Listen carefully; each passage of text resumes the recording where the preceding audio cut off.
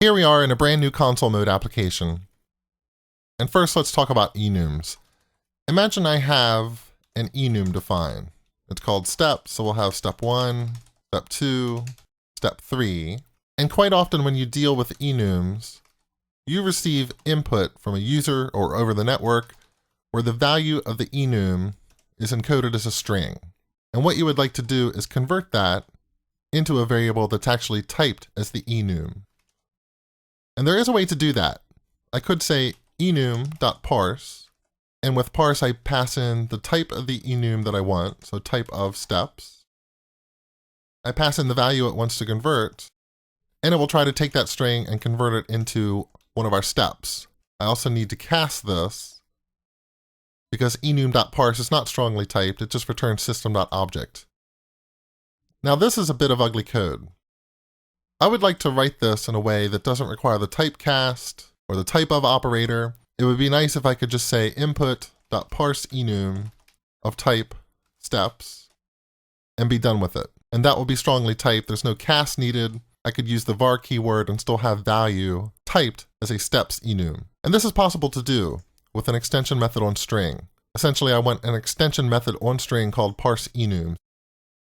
So let me create a public static class called string extensions that will have some methods inside to do this work. So I want a public static method that returns type t, the type of our enum. So let's call it t-enum. It's called parse enum, and that needs a generic parameter t-enum. It's an extension method for string, so this string value. And now its job is to use enum.parse and convert the value. I just need to substitute t-enum for the hard-coded type. In this case, we called the input value,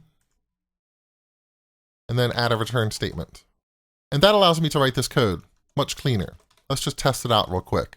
We'll do a console.writeLine on the value. That will convert it back into a string, but if I run this program, we'll see step 1. Very good. Of course, one of the problems here is that someone could call parse enum passing a generic argument that is not an enumeration. And if I do that and run the program, there'll be the exception, type provided must be an enum. And you might say, aha, I know how to solve this problem. I can solve this problem with constraints and make sure that t-enum is indeed something that's an enum. So I could say, for instance, where t is an enum.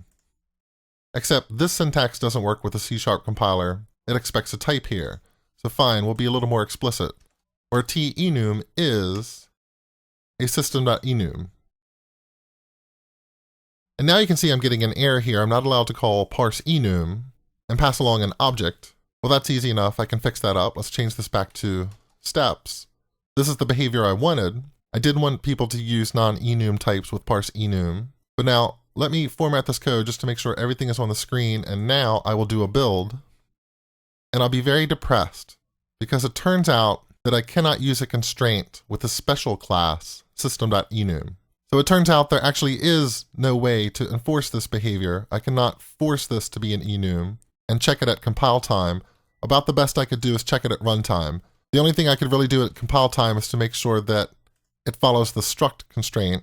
Struct will force this type argument to be a value type, and enums are value types. So that would reduce the risk of error, but still not prevent it entirely, because someone could always say parse enum int. That satisfies the generic constraint, but the code will fail at runtime. So this is something to be aware of when using generics and enumerations together.